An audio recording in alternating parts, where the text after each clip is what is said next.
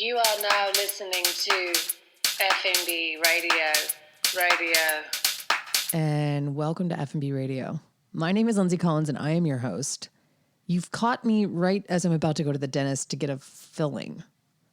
I almost cursed right before the word filling, but I just decided to just run it all together. I brush my teeth all the time. I just want to say that. Maybe I brush them too much because I have like I don't want to offend any people from the UK, but I have like British people quality of teeth. Not in the like jumbly thing that you see, the classic, like where they'll, give poor British people a hard time for the way their teeth are. I just mean like somehow, despite all the brushing on schedule, I have a lot of cavities. I equate it to a bunch of things. We can get into that. But anyway, I'm about to go to the dentist, so I have to like make this short and sweet. But here we are. It's a Wednesday. You're getting an episode on a Wednesday. And I wanted to, up top, just recap a couple of things I made this weekend. It was a long weekend, so I had more time to cook, which was cool. It was also a weekend sort of fraught with problems. I don't know about you guys, but like, fuck a long weekend. Just more days for things to go wrong. Like, I don't even know. Roman got his eye pecked by one of our chickens. We had to like rehome them, which I just want to say I'm against, on principle, getting rid of your pets, right? Like I always think there's a solution. I don't think you should just be like, I can't deal with this. I wanted this puppy and now I hate this puppy because it's like a baby that you can't put a diaper on. And now I'm going to get rid of it. I think that's a problem. Or like the people who are like, I got a bunny at Easter for my kids and now I hate it because it's like leaving little bunny turds all over the place. Things like that I think are like, we're grown ups. We can look into what it takes to take care of that kind of a thing. But the chickens were honestly so low maintenance, and we were really like all as a family obsessed with these chickens. We had two. They were named Fuzzy and Beauty.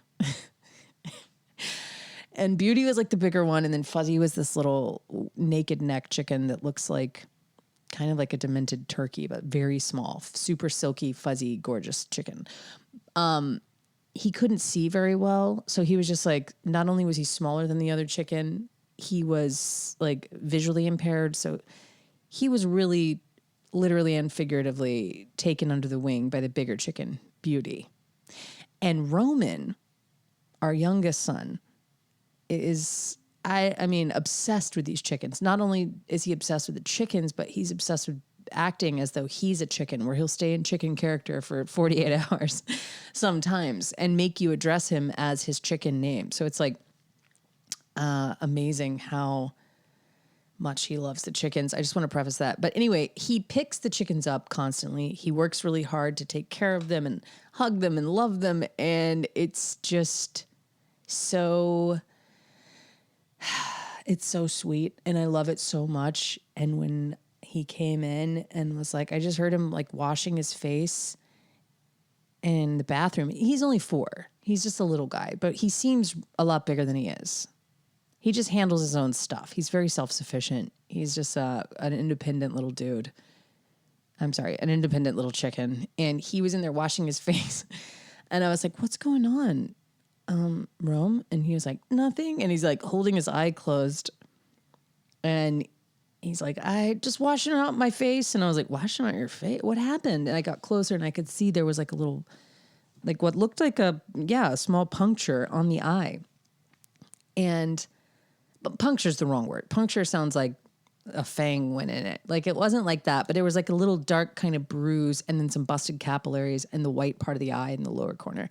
And so I'm like, oh my God, it's a holiday weekend. Like we're not going to be able to see our optometrist. Is it that bad? He was crying like it was hurting, but it wasn't like, tearing up. And I don't know. He just got upset. I think he was mostly worried we were going to get rid of the chickens, which we ultimately did. But he eventually confessed that, yes, the chicken Beauty, the big one, had pecked him in the eye. I recently read, though, when I went online, I was like, is this like a thing? Like, is our chicken a psycho? Turns out, no, it's very common. And that's just their eyes detect anything shiny and squishy and kind of soft like that to be an insect or a beetle, or so they kind of just can't help it. They impulsively just peck at it, which is also terrifying. Birds, it turns out, are super metal. Like, birds are just so scary to me. They're beautiful, but scary. And so, I'm a woman of action. I'm immediately going to rehome these chickens, because I just, as much as I want to like go through my feelings for the chickens, the fact that we raise them, the fact that they're like beloved by all of us, especially Roman and Jeremy, really. It's more about what's more important to me, my 4-year-old's eye, like, and him having an eye, or having these chickens. And so it came down to that. It wasn't like I don't want to deal with this chicken anymore. It was like a safety issue, because Roman's just not quite old enough to understand the boundaries. I think he does now that he almost lost an eye, but he just couldn't handle it. So we had to get rid of the chickens, which immediately I took a picture of them on my iPhone. I uploaded it to my neighborhood Facebook page and was like, does anyone want these chickens? Within minutes, somebody was like, come on over. That's how well we fit in our neighborhood. There's just so many other families with chickens. And there was this sweet family that had an amazing setup already and was so stoked to get the chickens. And so Jeremy drove them over, and we spent pretty much all Sunday just talking through our feelings about loss and love and chickens. And yeah, it was just like, it was rainy outside. It was rainy inside with all the tears falling. Like, people were expressing their true feelings. And it made me realize that, like, no matter what you do or like how hard you try, like, people are like, get your kid a pet so it can be responsible. Like, somehow you're going to do something to fuck your kid up. Like, somehow you're going to take the one thing that Roman like idolizes, and it's the thing that has to go. And then it's like this big ordeal. And it just makes me laugh, because I'm like, I don't know. I am always just trying to be like, okay, what did I learn from my childhood, and how can I make sure I don't do something like that, or do something like that? And yeah, ultimately the lesson is, don't get a small child a chicken. And if you do have to rehome it, it's super easy. Everybody wants a chicken. Hawks want chickens. Snakes want chickens. Your neighbors want chickens. Restaurants want chickens. Restaurants want eggs. People want eggs. There's an egg shortage. This was all like sort of kicked off by the egg shortage and Jeremy being like, we should get chickens.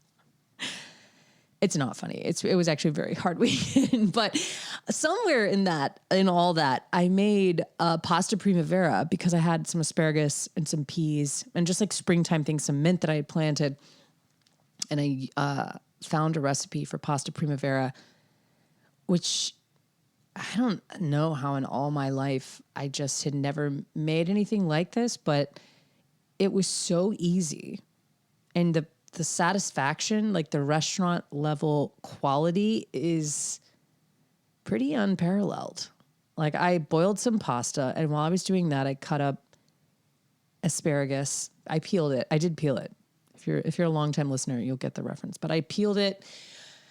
I cut it up, and you just basically saute it with shallots and your peas in a little bit of butter, until they're just very, very tender, still super al dente while the pasta is boiling. And then you drain the pasta, you put in straight up creme fraiche and all the vegetables, and you toss it together with, a couple handfuls of shredded Parmesan. And it all comes together as you're tossing and folding to become this like beautiful sauce that is super creamy, but not in like the Alfredo way. Like, if Alfredo lovers will love this, but it isn't the kind that you're like, oh God, like the old women who are like, is this sauce cream based? You could answer to them and be like, no, it's creme fraiche based, but it's so much lighter, so much more delicate. And there's really not as much as you would think. So it just kind of gently binds it. It's tart. I put some lemon zest in there that the recipe didn't call for, but it was amazing. And tore a bunch of mint, basil, dill, whatever soft herbs you have around, and salt and pepper. And it was so freaking good. We destroyed it. We made it so fast, ate it so fast, that the next day I was like, I'm making it again. Because there's just very few meals that you can eat like that taste like, you could get them at like, I don't know, a restaurant, like some fancy farm to table restaurant. They'd only take 10 minutes to make. I was shocked. And luckily I always have creme fraiche in my fridge. I buy creme fraiche in place of anything like that. Sour cream, I don't know, mayo, heavy cream. It's kind of all purpose. You can sort of sub it in. So it's always good to have creme fraiche. I do chips and dip with chives. You guys know that. It's just great to have on hand. It makes an amazing snack on its own. But yeah, pasta primavera. I don't know why that sounds so funny to me. I'm always like, pasta primavera. It's like dated or something. Like it makes you think that you're ordering something at a country club. But if this is the country club food, then I'd like to be a member because it was so good. And even cold, it was good. We let it like cool to room temperature. It does get a little congealed, but like any pasta does that sits out. That's kind of how pasta works. So it was really good cold, a la pasta salad. I took it over to a little pizza party, and it got smashed. So if you've got asparagus and you're like, I don't know what to do with this other than like put it on the grill. How come that's the only thing people can think to do with asparagus? They're like, I guess I'll just grill it when I have steaks, which is never. Asparagus is right anytime. So if you don't want to just throw it on the roasting pan, I highly recommend sauteing it with some shallots and butter and throwing it in a pasta. It's amazing. It literally blew my mind. And I also made a frittata.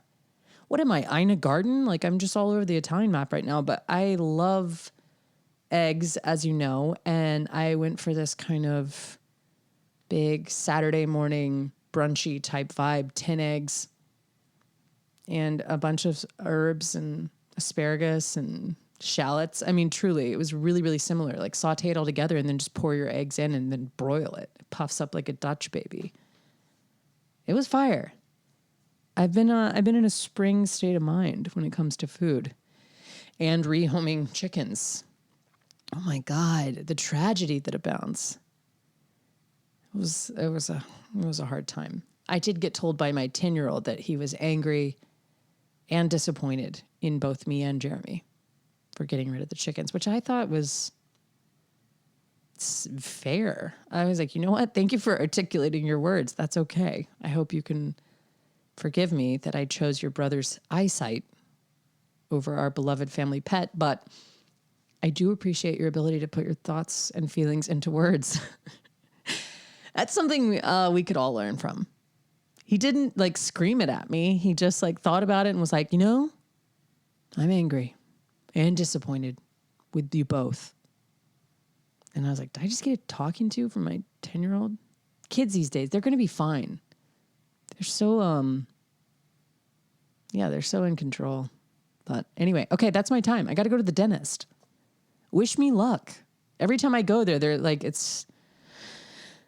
ma'am, please floss. And I'm like, flossing? You think flossing is going to like combat the 15 years of no dental insurance I had? Good luck. But I'll see you on Friday. It's just 2 days away. You get a big, long, full Friday episode. So thanks for tuning in. And I'll see you next week. No, I'll see you on Friday. I just said that. Oh my God. Novocaine. It's already kicking in. I'm like I'm in the chair in my mind. I'll see you later. Bye. Bye bye. Je laisserai un mot sur le frigo. Déciderai de se faire la malle. Ta famille, les amis, le bureau.